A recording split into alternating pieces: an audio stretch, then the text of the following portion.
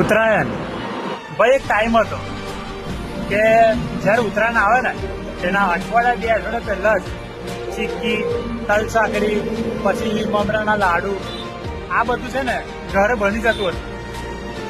અને હવે એ ટાઈમ જતો રહ્યો છે, કેમ કે હવે તો બધા બજારમાંથી તૈયાર લાવવા મળ્યા છે.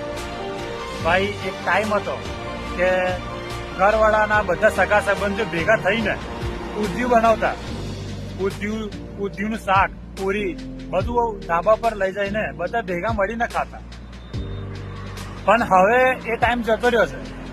હવે બધા ભેગા થવાની વાત તો દૂરની વાત રહી, પણ હવે ખાલી એક ફોન કરવાનો ટાઈમ નથી.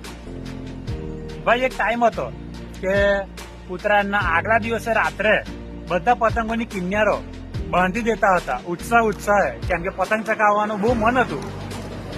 પણ હવે એ ટાઈમ જતો રહ્યો છે. હવે તો ઉત્તરાયણના દિવસે નોકરી પર રજા મળે એ જ બહુ મોટી વાત છે. તો ભાઈ આ બધું વિચારીને મને ખાલી મનમાં એક જ ગાયન યાદ આવે છે કે વો દિન ભી ક્યા દિન થે.